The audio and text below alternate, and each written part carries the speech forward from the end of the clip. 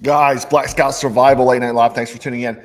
So crazy news. A lot of people have been talking about, the buzz has been going around that the U.S. military has been authorized to KIL American citizens on U.S. soil. The Department of Defense has quietly snuck this one in, give authority to use lethal force against civilians resisting their tyranny, essentially. Now, the thing about this is not a law. It's a DOD directive. So what that means is that this is in an administrative state where they take over. They don't have to pass laws. A DOD directive that was reissued on September 27th, 2024. It governs the Department of Defense and intelligence activities and now includes provisions authorizing lethal force in certain circumstances. And this is a subplant to the 2016 version that did not mention this. So you see here the DOD directive allows and authorizes the Secretary of Defense to use the military against U.S. citizens by means of lethal force. So the rules now redefine the Pentagon's authority, allowing military intelligence to assist in civilian operations under broader conditions. Lethal force against imminent threats, quote unquote. Now, assassinations are explicitly forbidden, but the new language permits the military to take lethal action against urgent circumstances. And if you see the highlighted section here, assistance in responding with assets with potential for lethality or any situation in which it reasonably foreseeable that providing the requested assistance may involve the use of force that is likely to result in lethal force, including death or serious bodily injury. It also includes all support to civilians, law enforcement officials, in situations where a confrontation between civilian law enforcement and civilian individuals or groups is reasonably anticipated. So you go down further and it talks about, the groups, where I'm saying the groups part. So any kind of group of people, and again, this is this right here. This is coming from DOD Directive 5240.01. DOD intelligence and intelligence-related activities and defense intelligence component assistance to law enforcement agencies and other civil authorities. Now, I do believe this is coming within the next few weeks. It only makes sense that they would do this right before the election because they are expecting something to happen. Why would you quietly make this revision if you are not expecting something to happen? I think it should be telling enough for them to push this right before the election. Now, believe it or not, this sort of thing has already happened in the past. And I was actually familiar with this because I read a book a long time ago that the Delta Force was involved in Waco. You know, the Branch Davidians. This is an article from 1999, September 5th. Documents on Waco point to a close commando role.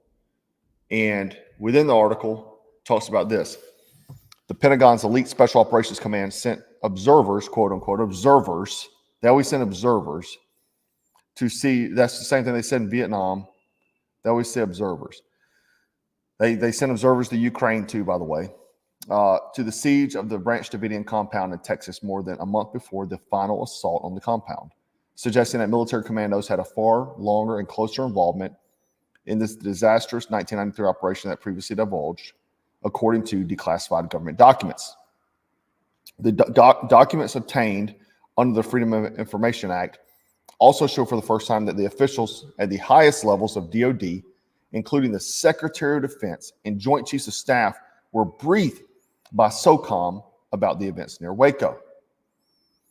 So this has already happened. We've already had this happen in history, even though it was not legal. Now they're saying it's legal. So whenever I guarantee this is to be involved with the election. So when the election occurs, and I'm going to talk about some of these things in a moment, this will be what comes. You'll have, when you're going against whatever the results are, they will send military. Why do you think they've been indoctrinated in the past few years? Why do you think the hocus pocus got most of the good guys booted? Because now they have indoctrinated these individuals that will be willing to go against American citizens. Why do you think such the push on getting illegal immigrants into the military as well? People that have no loyalty to the United States. It's all part of the plan. One guy said here beautifully, it was a military purge. It's exactly what happened. So we see these things happening, again, just in time for the elections. Kamala is tanking everywhere. Kamala is tanking. Even I saw a clip of Joe Biden that had a lip reader read a discussion between Joe Biden and Barack Obama. They seemed highly distressed, and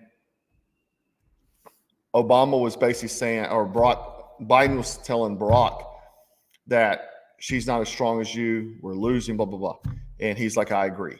So now we have this DOD directive that's just popped up, and we have all these other things too that are warning signs. Look at this predictive programming right here. Results of elections a lot sooner.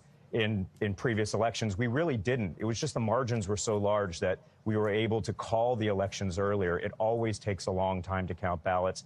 We're going to see that again, and margins are likely to be tight, so we might need to wait a few days in states like Georgia and elsewhere. And David, I really don't think we can emphasize enough the way in which each state has different rules for counting, and the result can be somewhat suspicious looking on the surface. Processes with the count, right? It's not just one. If you got a jar of jelly beans, it's not like one red, one blue, one red, one blue. Sometimes handfuls of results come in at one time, a handful of other results at another time. Could you just talk generally about how we should see the count unfold at that state level? Right. So we have to remember, and you mentioned this earlier, we run the most complicated elections the world.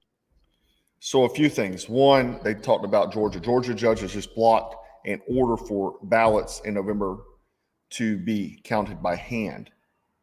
He also, you heard him say, talking about dumps of votes coming in. That happened during the 2020. I went to bed and Donald Trump was in the lead. And then at 2 a.m., there was a dump of ballots come in. So, of course, these sort of things. Now, here we have some more discussion of this type thing happening. The election's 3 weeks away, but the legal battles have already begun. Lawyers could have more say than voters. Politico reports Kamala has hundreds of lawyers on call in all 50 states. Her massive legal team's already waging electoral war in the courts. One official boasted about winning 9 out of 10 cases that have already been decided, while assembling what they're calling the biggest voter protection operation in presidential campaign history. And when a Democrat says voter protection, that usually means they're changing the rules. This could throttle the swing states and cause us to lose even more faith in our elections.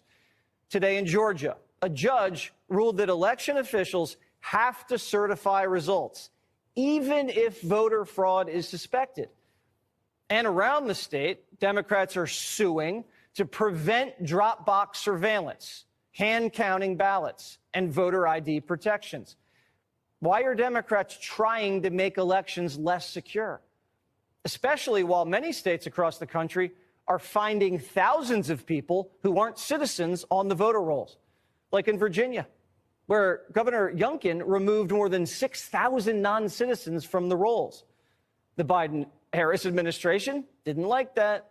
The Justice Department is now suing Virginia for cleaning up the voter rolls, something Virginia governors have been doing for years. Why is it that anyone could argue that a process that removes non-citizens off of our voter rolls is anything else other than common sense and constitutional? This is a law that's been on our books since 2006. It was a law that was signed by then Democrat Governor Tim Kaine. This is why I find this to be a very, very unreal moment that is stunning, that they filed this suit 25 days before a presidential election when in fact this has been going on in accordance with our Constitution, the federal Constitution, and state law since 2006. It's simple. We just want free and fair elections. Democrats are trying to loosen the rules and get Republicans to certify the results of an election that hasn't happened yet. Will you accept the election results of 2024 no matter what happens, Senator? Will you accept to commit to the election results in this election cycle no matter who wins? Just simply yes or no. Will you commit to accepting the results of this year's election? In 2024, will you certify the election results? Do you plan to object, or will you accept the results regardless of who wins the election? Asking you to accept the results of an election before the election, it's like a waiter demanding. Asking them to certify the election, getting them to go ahead and say, no matter what, no matter if you think it's suspicious or not, you'll certify what the results are. They're letting us know now what the plan is. Now, I've been saying things are going to get worse before they get worse, and they're getting worse. Also, I looked that they were going to have multiple contingency plans, possibly disqualification of Donald Trump's vote, not certifying the votes. They have so many things at play here. She has lawyers in every state ready to judge. She does it. And what should be telling to the American public is that Kamala is nothing more than a placed puppet. And it's beyond me that no one sees, or a lot of people don't see that. I know my followers see that, but just in the general masses that they do not see that. Kamala was instilled. They thought they would get the vote. They thought they'd get a Barack Obama wave. It did not happen because she's an idiot. But they have people already placed within all 50 states. Who's funding these things? It's not Kamala. Who's funding this stuff? It's the people that are really in control here. Now, I saw the Atlantic. They posted this article: to save democracy, Harris may need to steal an election. Constitutional scholars are already worrying about another J6 crisis, and they warn that the next election may be harder to save. Within hours, they changed it to this: Kamala Harris might have to stop the steal, because they were telling you what they were planning to do. We have seen people jumping ship right and left to back Donald Trump now. The country is in an absolute chaos. Even Maxim magazine has came out and endorsed Donald Trump with no remorse. With no remorse. People don't even care about getting hate anymore because the country is a freaking disaster. And it's funny, man, Maxim magazine is what would save me on my deployments, truly. I look at those things. And it's funny because after I saw them people posting about this, I went and looked. I'm going to get a subscription to Maxim magazine. I guess what they did is that they aged the magazine with the consumer, because it was more for a young man, where it's more for an adult man now. So I'm going to definitely get a subscription to that. I love magazines anyway. But let me show you a snapshot. The problem is that you have people that trust media, and usually our elders, a lot of them just trust blindly media because they thought, well, it used to be truthful. In my opinion, the media probably has never been truthful. We didn't have social media to debunk that information we were given.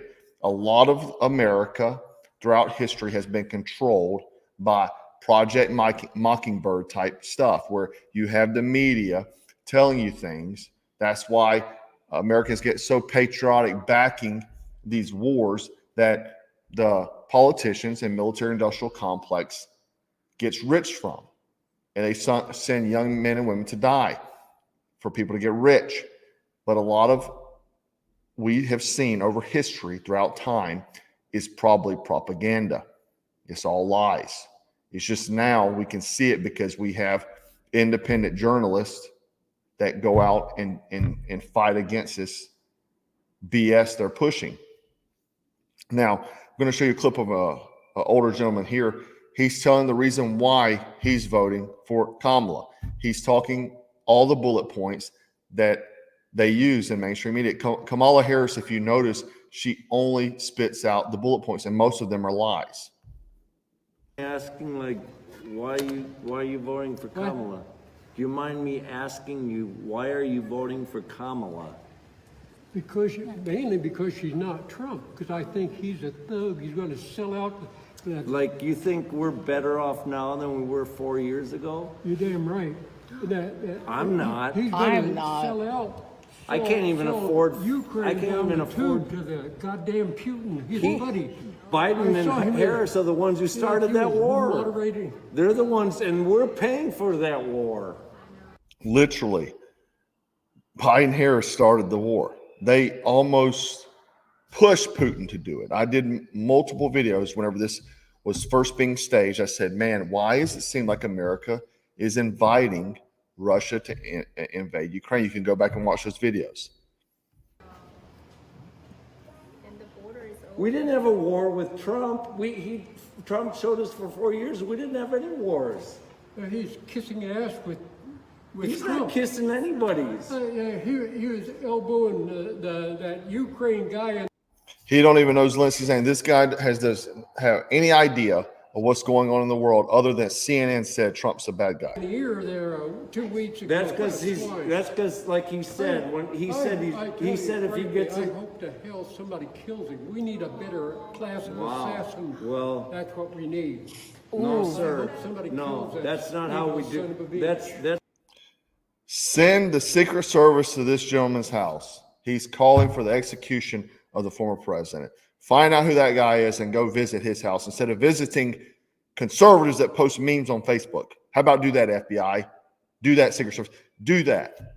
You're sitting around here always bothering conservatives because they post a meme you don't like because you're opposition to what the tyranny you're trying to enforce.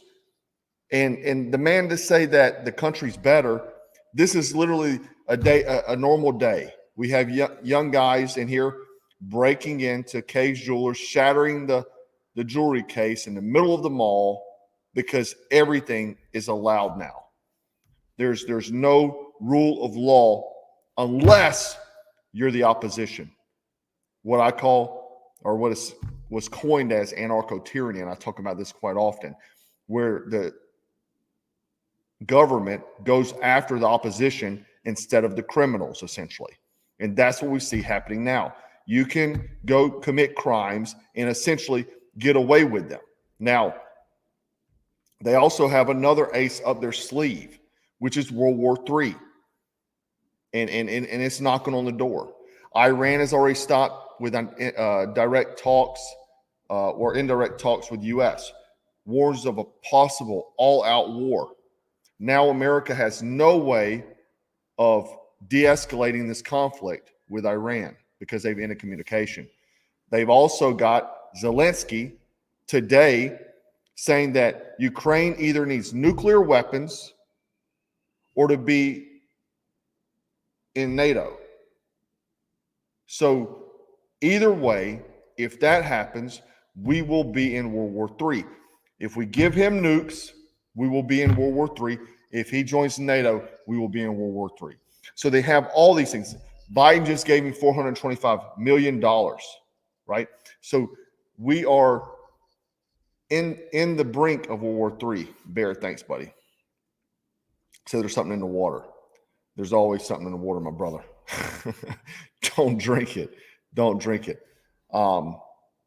I believe that mall crime was in California, so I want to ask. I'm pretty sure that was California because obviously you can get away with crime there as long as it's under Gavin Newsom's rule. It's going to be that way.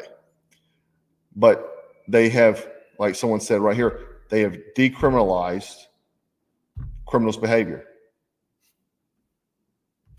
Kathy, thanks. I can't understand what these people's mindsets are. We need President Trump. Salute you, Jack. Thank you, Kathy. Guys, I appreciate you hanging out with me. I want to share this info. I know a lot of people talked about it, but I think it's a lot of warning signs. I think that doing this at this moment should be very indicative something's going to happen. Things are going to get worse before they get worse. And a lot of people say all the time, well, man, nothing's happening. Stuff is always happening. You're just in what's called a slow boil. You're getting conditioned to the dissolve of what you know as United States of America. The country is dissolving before your eyes. And because they have smoke and mirrors to keep your time consumed. You go on Instagram, you see a bunch of naked women. You go on ESPN, watch sports. You go get your soybean latte from Starbucks, and you think everything's cool in the world. It's not. The country is dissolving. It has been. It's just now at a more rapid pace. Anyway, guys, I do appreciate you hanging out with me. Make sure you leave a comment, share, like, all that sort of stuff, guys. We're going to stay frosty, stay strapped, and always stay dangerous. Take care.